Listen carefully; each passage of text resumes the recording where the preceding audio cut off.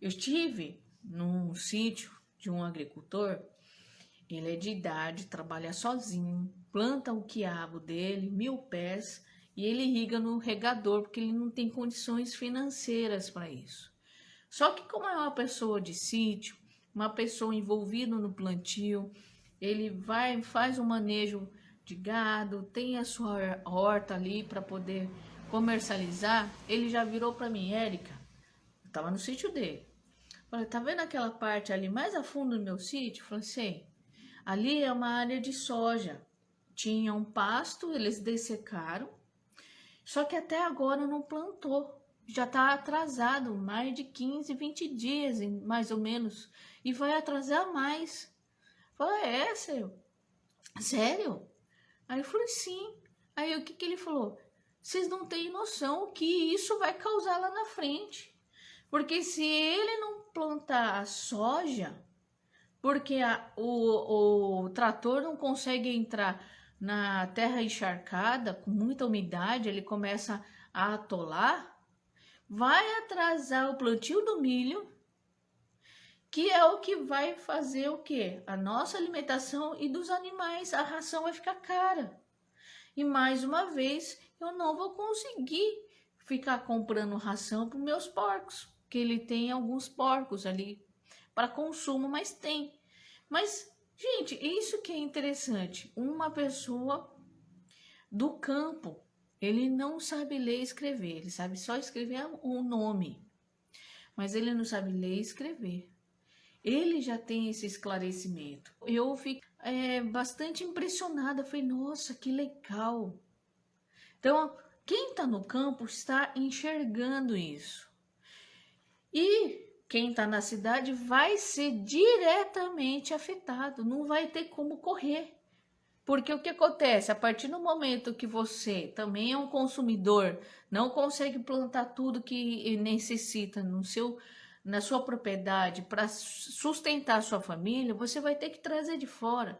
Então, tanto quem está no campo quanto quem está na cidade, o pior de quem está na cidade que tem que trazer tudo de fora, quem está no campo só traz de fora aquilo que não é produzido ali dentro, vai precisar comprar. E isso vai ser refletido, tudo que isso que eu falei em relação ao clima, vai refletir aonde? No preço. Só que não é só alimento humano, vai refletir também diretamente na alimentação dos animais, seja ele o gado, galinha, suínos, caprino, as cabras, ovelhas, enfim, tudo que você possa imaginar de proteína animal que nós precisamos, é uma necessidade do ser humano e comer proteína animal, comer uma carne, um ovo, um frango, enfim, é uma necessidade nossa, mas vai ser afetado pelo comportamento do clima. Porque esse comportamento climático, desde 2021 e agora em 2022 também tendo esse excesso de água e a falta de chuva em outras regiões do país, e é bem preocupante, entendeu? Tá em faixas isso. Então, assim, conversando com o pessoal que eu tenho contato, que está na parte de consultoria, eles falam, Érica, tem uma faixa bem expressiva, mais parte sul do nosso país, na qual está havendo baixas temperaturas. Às vezes eles conseguem subir o mapa, essa frente fria, então vai subindo até Minas, né? Um pouquinho ali do Goiás, mas eles concentram mais no Mato Grosso do Sul. Então, esse comportamento de frio, de baixa temperatura, em torno de 15 graus, é o que vai estar tendo a influência no comportamento da planta. Sem dizer também o excesso de água, porque as chuvas estão constantes. Tem produtor que eu atendo, vai, Érica, me desculpa, mas você veio aqui no mês passado, me deu toda a orientação para poder iniciar meu plantio de quiabo, eu não consegui fazer. Por quê? Eu não consegui entrar com o trator na roça porque a terra está extremamente molhada. Dia sim, dia não, tá chovendo. Não seca o suficiente.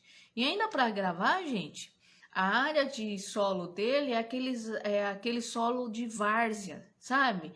Que é próximo de lugar alagado. O cerrado tem isso. Então fica escuro o solo. Ele muda a característica. Então esse tipo de solo demora mais para secar. Diferente do arenoso, que tem uma porcentagem de areia muito maior. Aí esse consegue fazer um plantio com um dia sem chuva. Aí já dá para fazer o preparo, né? No, assim, na correria, na urgência, dá para fazer. Então, se vocês pararem muito bem para pensar, nessa região está sofrendo com isso. Aí tem uma faixa ali, tá? Mais ou menos Mato Grosso, uma parte de Goiás, Tocantins. Naquela parte, tem os setores ali em algumas regiões na Bahia, no sertão da Bahia, que está sofrendo com a falta da frequência de chuva. Porque não adianta chover uma única vez no mês, muito bem, e o restante do período, nada.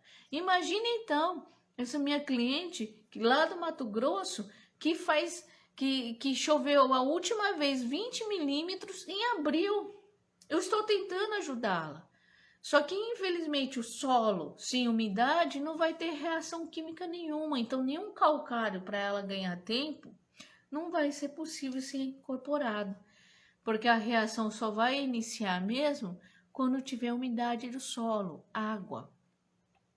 Entendeu? E o que está caindo é uma quantidade pouca. Não é o suficiente para hidratar o solo. É muito complicado isso. Infelizmente é muito complicado. Não tem jeito, né?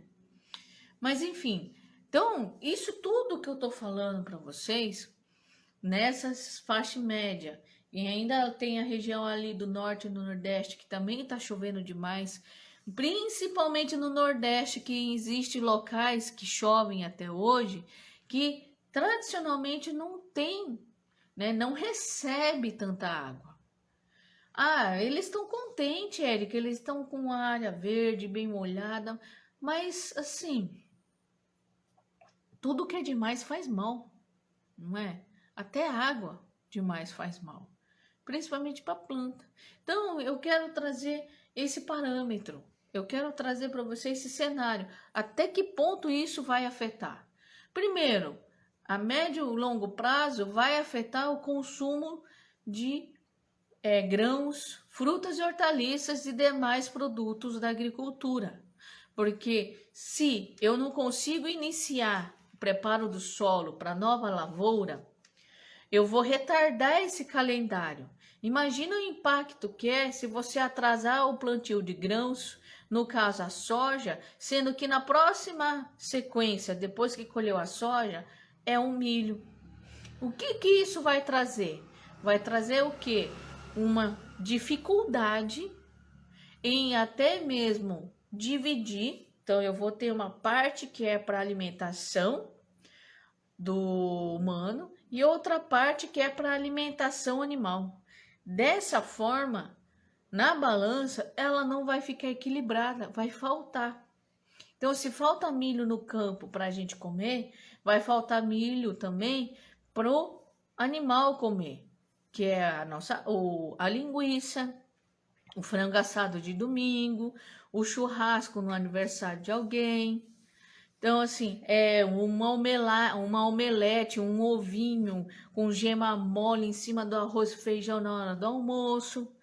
Isso também vai ser afetado. Então, também tá tudo ligado. Então, se sempre parar para pensar, tá extremamente tudo ligado. E nós, que nem essa conversa que eu tive com esses conhecidos consultores, que está esparramada aí por algumas regiões do país, a gente se deparou num ponto. E agora? Como que nós, profissionais, consultores e assistência técnica, vamos realmente conseguir mudar isso? Conseguir auxiliar o pequeno, o médio e o grande produtor. Chega a esse impasse, Porque se a gente não consegue dar esse suporte para esses produtores de monocultura, latifundiários, agricultura familiar, fruta e hortaliças, cafeicultores, enfim, todo mundo que está ali, a gente tem que ajudar a evitar que eles não tenham esse aumento de produção. Para isso, o que nós precisamos? Tentar, como agrônomos, a dar esse suporte. Então, gente, alguns pontos que eu sempre falo. Ah, Érica, eu adubei, mas a planta tá ficando... tá travada. É isso o maior tipo de relato que eu tenho. Se travou, gente, é porque a chuva tá lavando o adubo. Isso é fato. Isso vai acontecer para qualquer cultura que vocês possam imaginar. Até o pé de alface vai acontecer isso.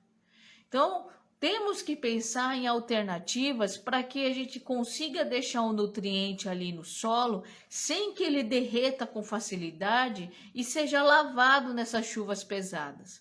Então, uma das formas que eu sempre falo para as pessoas, só que o pessoal ainda vem com aquela barreira, não vai funcionar. Outra barreira, putz, dá trabalho, o cara vai me xingar doidado se eu de repente eu recomendar isso para fulano, ciclano, beltrano. Matéria orgânica, gente. Nós temos que trabalhar com matéria orgânica. Por que é que pessoas do agronegócio já descobriram que matéria orgânica tem que estar presente? Só para vocês terem ideia, gente, logo mais eu vou postar um reels mostrando isso.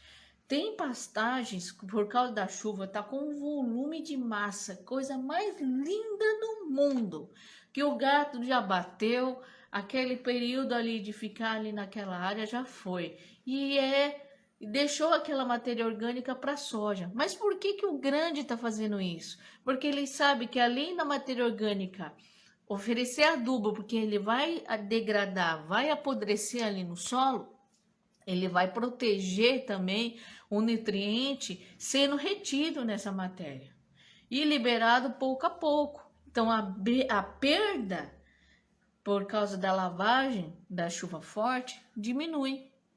Isso acaba tendo o quê? Menor prejuízo e faz com que a planta venha de forma saudável e se sentindo nutrida.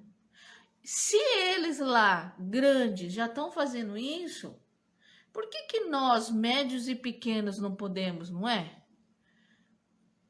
Então, assim, trabalhe com matéria orgânica, tenta colocar alguma coisa, esterco, o que vocês tiverem. Eu sei que é um trabalho árduo, mas todas as pessoas que já fizeram isso deu certo, entendeu? Deu muito certo. É que eu sei que muitas pessoas ficam na dúvida, o novo assusta. Só que isso não é novo, isso é o jeito que o pessoal lá de antigamente plantavam. Ou você acha que antigamente tinha NPK para ser comprado e colocado na roça? Pelo contrário, era esterco, não tinha herbicida, não tinha roçadeira, não tinha arada, era tudo no braço. O cultivo era localizado, ele fazia só um buraquinho ali, colocava tudo e aquela vegetação ali em torno, fazia capina, deixava o resto de plantas ali em cima, é dessa forma. E foi assim muito tempo, tá? Então, matéria orgânica é importante, ainda é e vai ser para sempre.